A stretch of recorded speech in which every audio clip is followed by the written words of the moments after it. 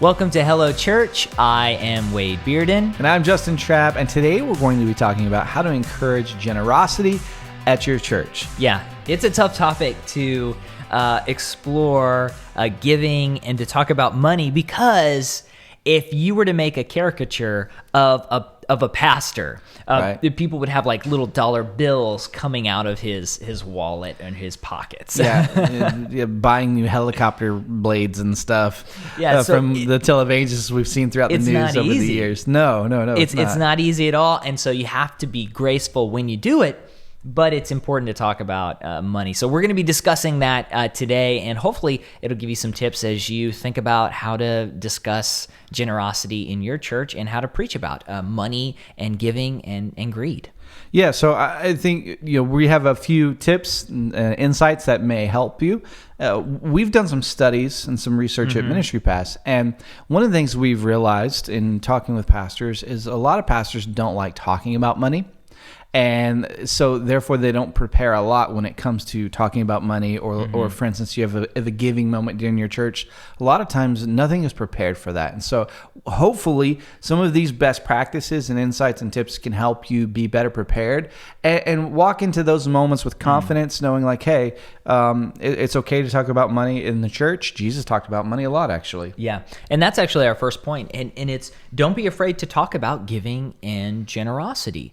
It's important that we do that. Jesus talked about money more than he talked about heaven and hell combined. Why? Because he knows that what captures our hearts essentially affects our entire lives, affects our view of God. And money and greed attacks us more than anything else in this world. And so he had a lot to say about generosity and about giving. And so it's important that we do talk about those issues, because in our world today, especially in America, money is powerful. Yep. And it affects so many of the decisions that we make in life. Yeah, and so at Ministry Pass, we've developed mini series on generosity, and you can use those. We feel like those would be very, very helpful. So if you're like, hey, I'd love to talk about money, I feel like it'd be great, I just don't know where to start, go to ministrypass.com, search generosity, and you'll see several helpful resources pull up. The next thing that we want to talk about is assume people are already giving and speak to them. Yeah.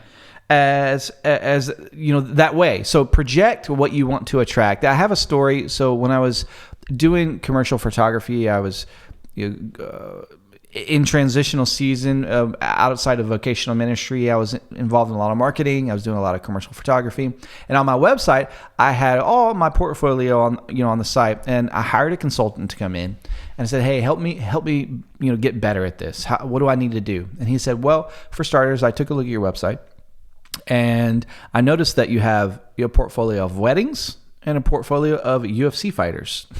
Which one do you want to shoot?" Yeah. And I said, "Well, I'd prefer to shoot athletes and do commercial projects." He said, "Okay, well, you need to take everything else down, because whatever you project is what you're going to attract." And so I started scrubbing my site of all the wedding portfolio images and the family portraits and all of that. And guess what? I didn't get any more wedding bookings, which was, great for me, because I hated photographing weddings. But the point is this: when you're talking about to your church, right? Talk to them in a way as if they're already giving. Hey, we want to thank you so much for your generosity. It's important to us. It's important to the kingdom work that we're doing around here. And so thank you for that. Instead of saying only 17 of you are giving, it lands just a little differently. Yeah, I think that's incredibly important. And then too, as you were talking about generosity, talk about generosity and help people to understand that it's not just about giving to the church. And I think that's going to go a long way, because it feels very self-serving if you talk about giving and generosity, but you only talk about giving in the offering. You need to make sure to help people to understand that being generous means being generous in all aspects of life. It means giving to the church. It also means giving to people around you. It means giving of your time. That's very important. Now, it's easy to be like, hey, generosity is kind of everything. Some of you need to just give more of your time. And that's true. But we need to emphasize both. We need to say, hey, give of your time, but also give of your income, and give to the church, and also give to other ministries around you. That's important.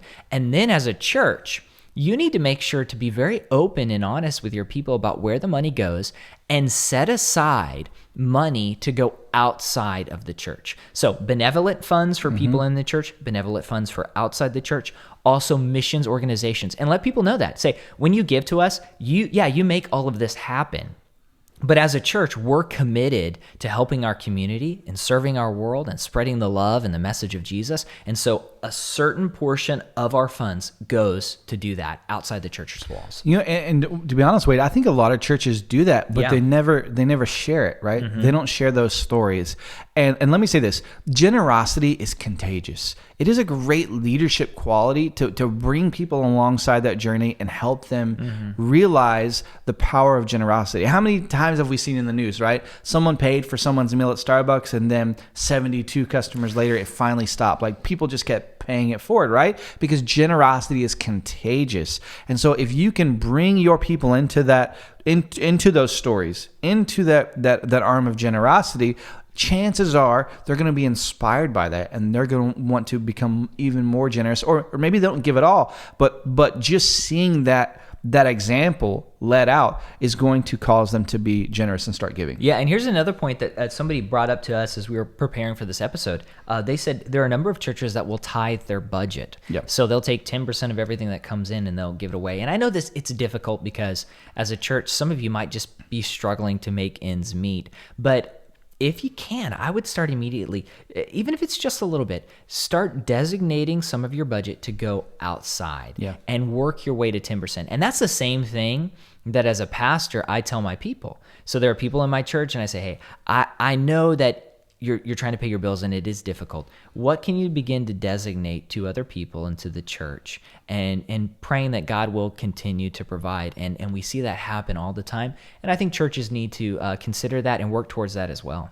Yeah. And the other thing on our list is be intentional. And I think I mentioned this earlier, but we saw that 77% of churches, pastors said they prepared nothing as it relates to talking about giving in their service. And if money is taboo, right? If money can be controversial, maybe, money's important to everybody, obviously.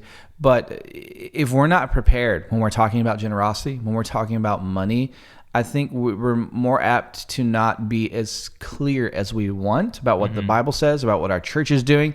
So make sure that you are intentional about when your church is talking about generosity. And also, I'll say this, don't just talk about giving during the moment. I see virtually no churches talking about generosity online, on Facebook, on social media. Because why? Because we're afraid, right? Because somebody is going to pop in on the comments, right? Sliding in your DMs and saying, last time I went to church, the pastor said, y'all need to give blah, blah, blah, so we can get new offering plates. And I never went to church again. Like, we've all seen those comments, right? Don't be afraid to talk about giving outside of the pulpit. I think you need to. Yeah, I think it's important. And it goes along too. I love it when churches have resource lists where they say, hey, here are some really great ministries outside the church that you can give to. And even publishing that online, I think it's very helpful when there is a storm in your area, saying something like, hey, maybe give to the local food bank or give to Convoy of Hope, and pushing that to your individuals. A lot of times we think, we're worried, we're like, man, if people give to that, will they give to church? I think we're going to have to, it requires us to trust God and say, hey, we want people to support these other ministries, and we pray that they continue to support us as well. Another point that I think is really good, and this can be controversial in some spaces, but teaching the importance of reoccurring giving.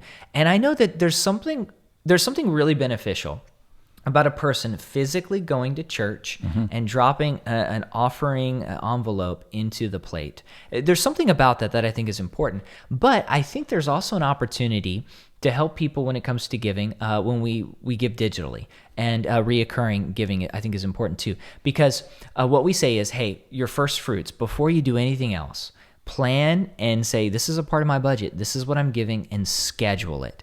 And if you can teach your people to do that, I think that's powerful, because you say, hey, before I do anything else, before I have an opportunity to come up, I am paying, I'm generous with my money. I'm generous to the church. I'm generous with other charitable organizations. I have reoccurring donations there. That can be good. And it also helps you because you have a little more stability with your giving. And we've seen this year, there are churches that, of course, many churches had to stop their physical services, and then maybe they started them again and then paused them again. Yeah. If you have reoccurring giving, it helps set you up as a pastor so you have some stability in your church and in your church budget. Yeah. So on a practical level, let's just think through someone that's on the fence. They've given sporadically, and this is the giving time during the service. Or you're talking about giving, you're receiving the offering, or you're mentioning there's offering buckets in the back, whatever the case may be, however it looks at your church. And what you are battling now, right? Besides the spiritual realm is, what is the status of their bank account? Mm-hmm. How are they feeling? Did they get in an argument with their spouse on the way to church? And is that still just sort of a lingering, right? Mm-hmm. As they sit next to their spouse, have they had a few check bounces? I guess people don't have check bounces anymore. What is the state of their finances? Have they had a lot of big expenses lately? And when you're talking about the offering of generosity in that moment, you are battling all of these things. And then the next time that you talk about generosity, again, you're battling all of those things again for somebody else or maybe the same person. So if you treat your giving as these singular silo events, every time you bring it up, you are battling those things that you can't even control. But if you prioritize automation on their giving, so automated donations or reoccurring giving, you're only having to battle those things once. And as an organization, I can tell you that's incredibly powerful to only have to overcome those hurdles once as opposed to every single time. Just think about it on a practical level.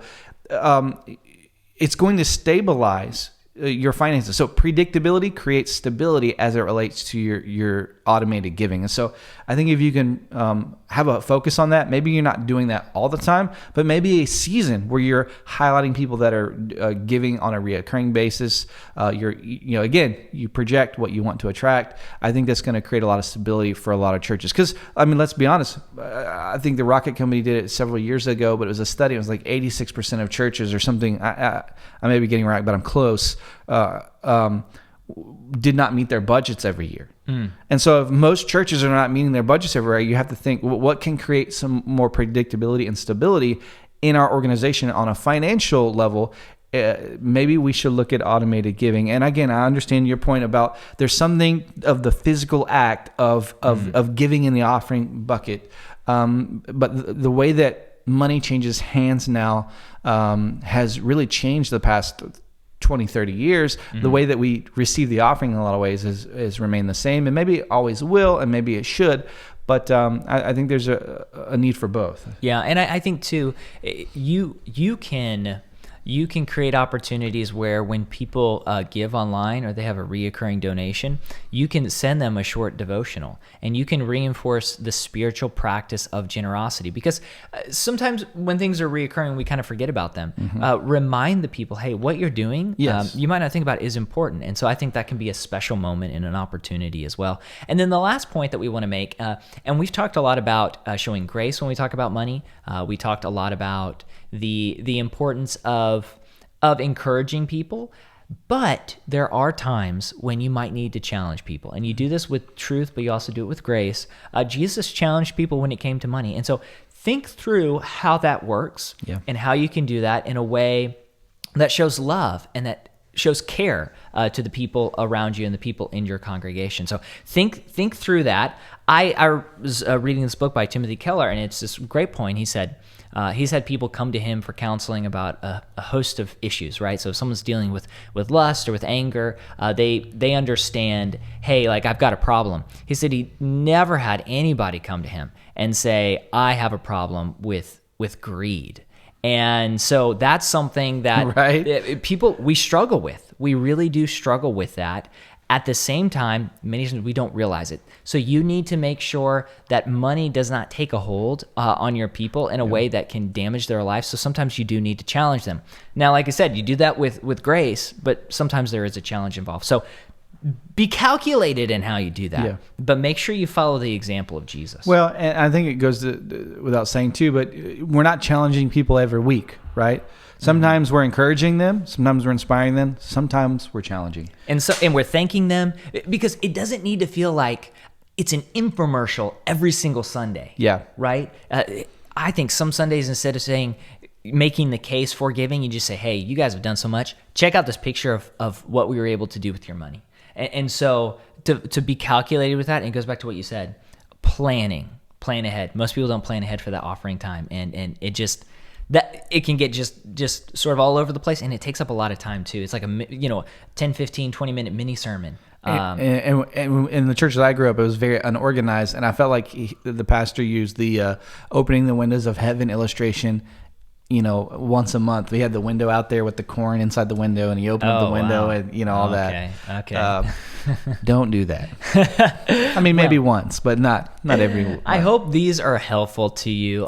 We've tried to really work through these and talk to people about some tips, and so thankful for the people who've given us these ideas and worked through these. I have one more too. Oh, you have one more? Yeah. So last thing, and I didn't even have it in our notes here, but one thing that can make it easy for giving at your church is if you have a vanity URL because a lot of times people are like, hey, go to our church website, click on the giving tab, it's going to take you to a page.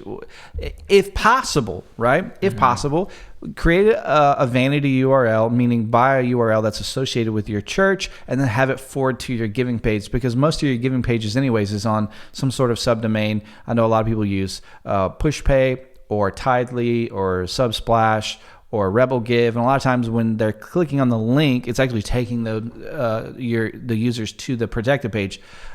So, for instance, do something like if your church is Northwood, you could do northwoodgive.com. So, for anybody wanting to be a part of what we're doing here, what God's doing, the kingdom work that we're a part of, go to northwoodgive.com, and that simply just forwards them. That's just a really easy way of getting them to your giving page and learning about all the things your church is involved in, as opposed to giving directions every time. Like, well, you got to go to our website. On the right side, there's your drop-down menu. Click here on the giving tab. It just simplifies it for the users. And anytime you can simplify things, practically speaking, you're going to yield more results. Yeah, no, I think that's a great one. And listeners, if people watching this, if you have any other ideas on how you can talk about money, make sure to post those in the comments. I'm sure it's going to be very, very helpful for the people who are watching. We've had some great comments. We talked about when you previous episode when you mess up and say something wrong, and we had some really funny responses to people who said, hey, this is what I said during service, it was so embarrassing, or I heard somebody else say it.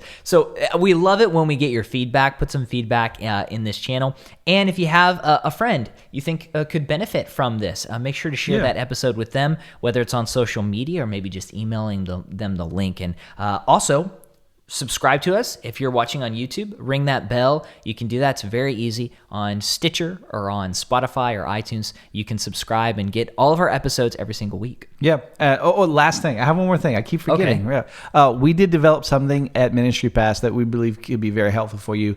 We created 52 offering talks. And an offering talk is just a 2-minute script for the giving moment at your church. And I use these at our church, and I love it. And I have to be honest, no one has ever come up to me in my life and said, you know what, I just love the way that you talk about generosity. They just don't do that, right? Yeah. But when I've been using offering talks, I get people all the time being like, man, I really appreciate the way that you break it down. And, it just makes me feel like disarmed as it relates to like the church talking about money.